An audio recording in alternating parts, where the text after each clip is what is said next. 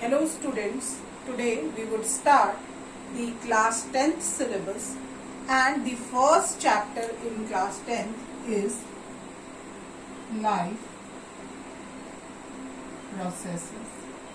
Now, as we know, this topic or this chapter deals with the basic processes that occurs in a living system and hence it is known as life processes. So this chapter basically deals with many systems that can be seen in a living system. Now, as we know, when we study the biology stream of the science, we can say that we are studying the living system in this branch. So there are certain differences between living and non-living. We have studied this from the junior classes that there are many differences between living organism and non-living organism, like growth, respiration, excretion, etc. So now we would say that life processes, which is the first chapter of class 10th syllabus, deals with all these systems like circulatory system, respiratory system, excretory system, nutritive or digestive system, etc. So, life processes deals with all the basic processes,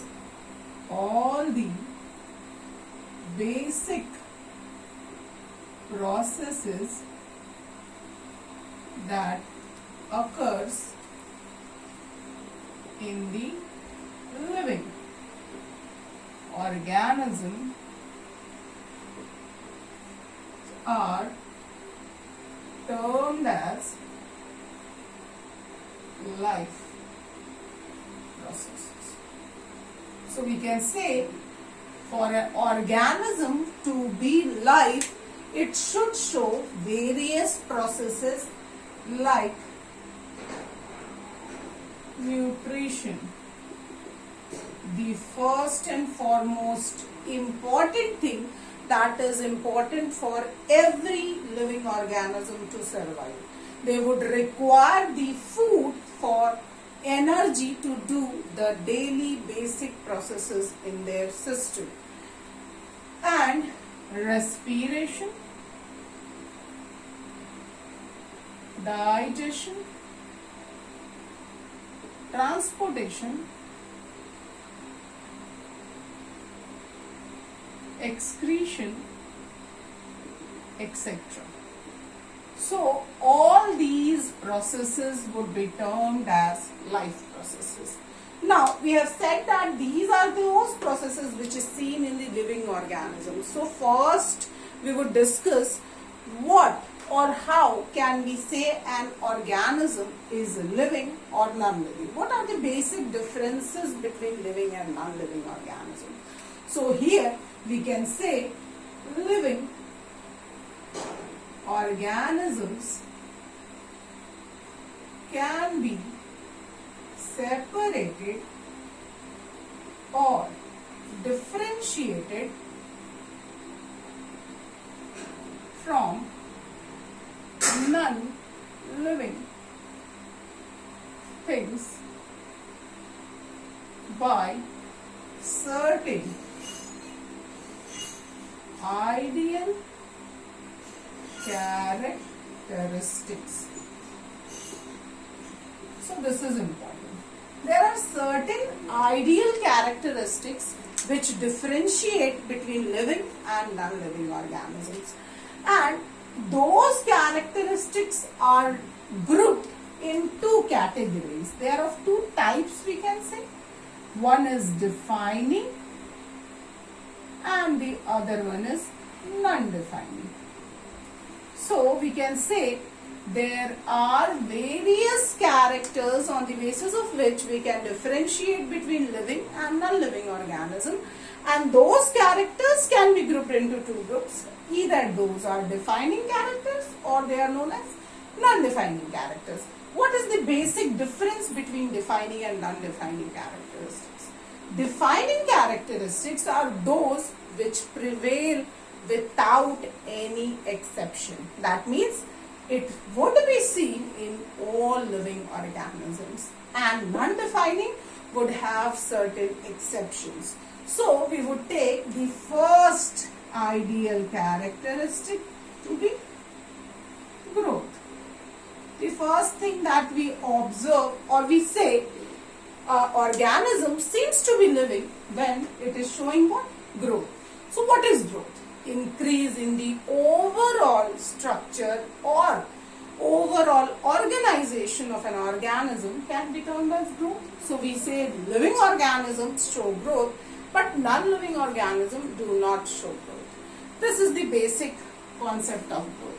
But if I ask you a question that if increase in volume, mass, surface area is growth, then according to this definition, mountains also show growth. That means mountains are also increasing in their height, width. Then can we say that mountains are living?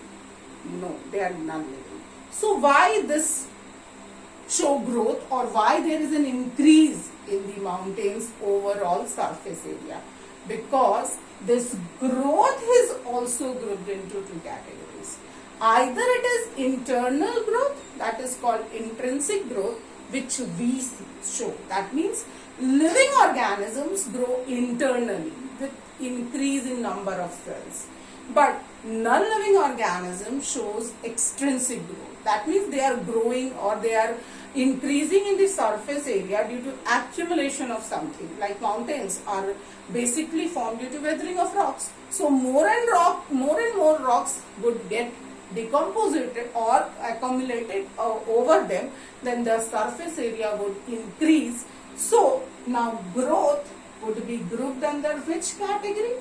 It is grouped under non-defining characteristics. So we can say it is a non-defining characteristics. It is increase in mass, volume, surface area, height, weight, etc. of an organism. So when there is increase in these things, we say that the organism is showing growth. But growth is of two types. One is internal, shown by living organisms, and the external, that is shown by non-living organism.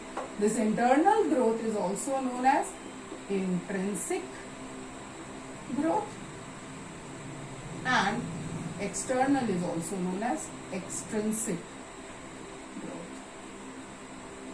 So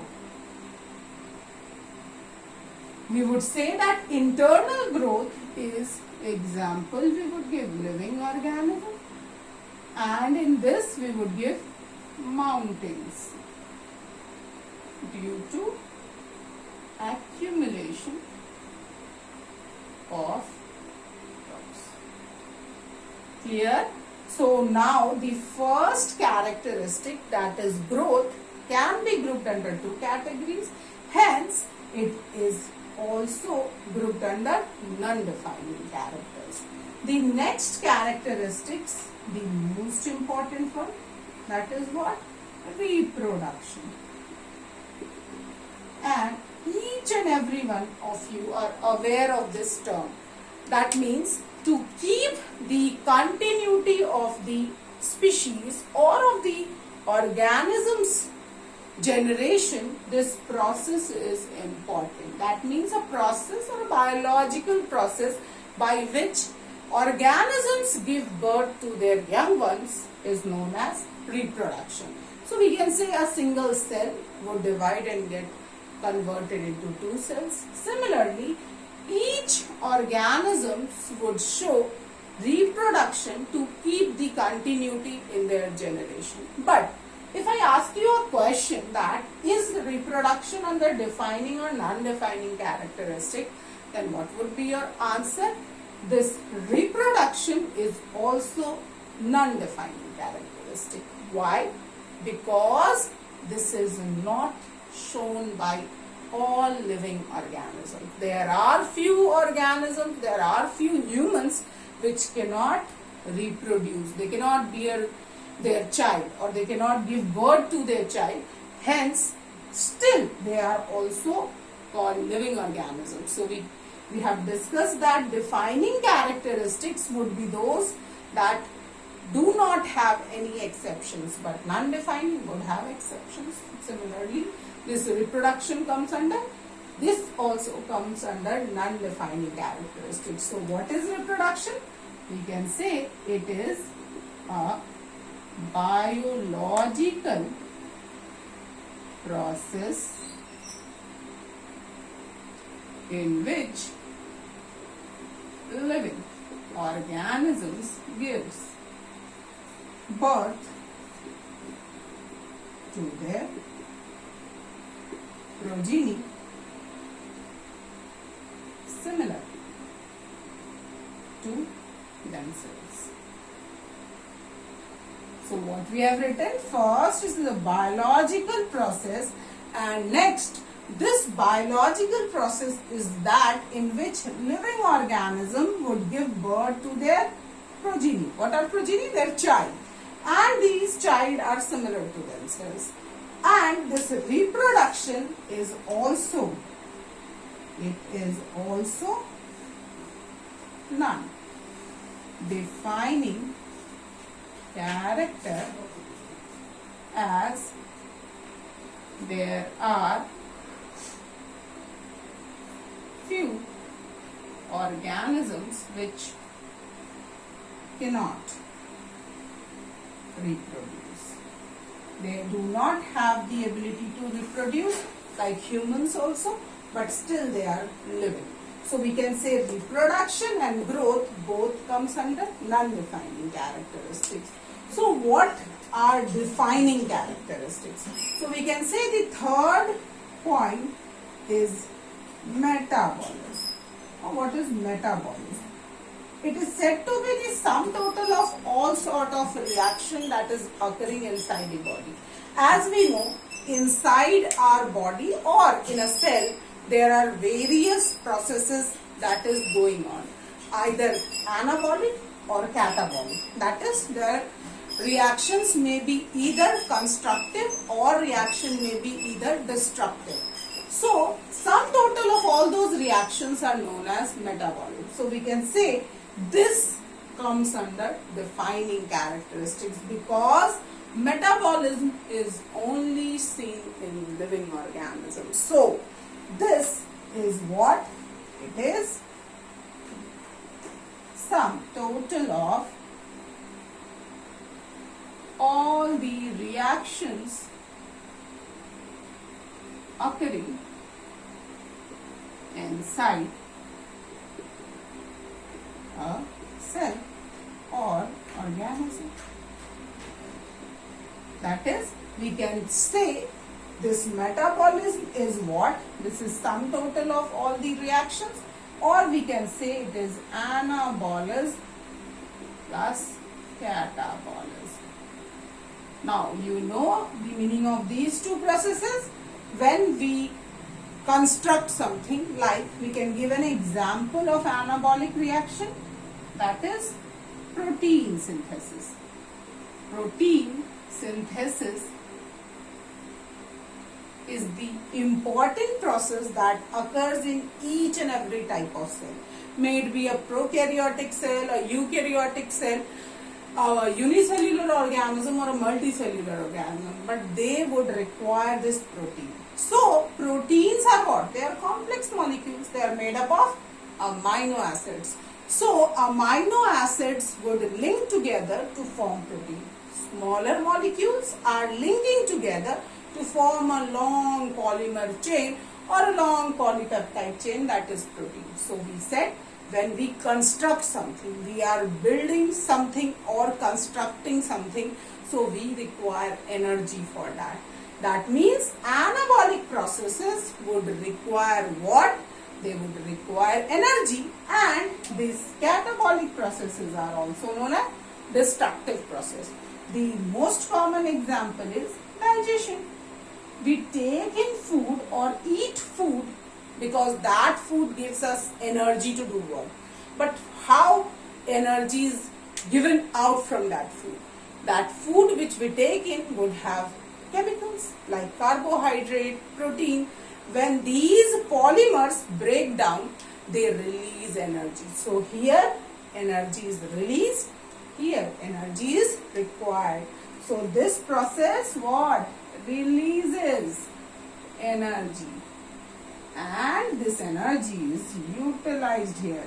This process utilizes energy. Clear? So this metabolism is a defining characteristic. This metabolism is a defining character. Now clear? 2, that is growth and reproduction, were non-defining. This metabolism is defining, as well as the last one is sense, or we can say responsiveness. Responsiveness means to react to any sort of stimuli. As we say, a organism or a living organism lives in a surrounding, and when there are changes in that surrounding, it can be seen, or the effect can be seen on the living organism. So that is known as responsiveness. Like if you touch a switchboard, you would quickly take back your hand. That is example of responsiveness. If you touch a thorn, or your finger is on a thorn, you would quickly take back your hand. You touch me not plant, it would close its leaves. So that is responsiveness. So it is what? The process by which living organisms react to stimuli. You know stimuli? Any change in external or internal environment is known as stimuli.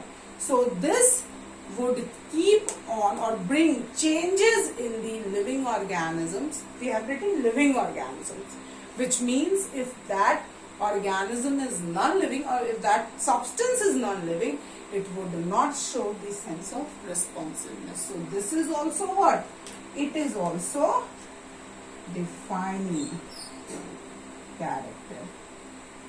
So clear, we have discussed the differences into 4 categories. Growth and reproduction are non-defining because there are exceptions to this, and metabolism and responsiveness is the defining characteristics, and it is only seen in living organisms. So this is the overview or introduction to the process of life processes, and we would start this life processes in the next video with the topic, that is nutrition. As we said, every living organism requires food which would give energy to them, and that food is taken in by the process of nutrition.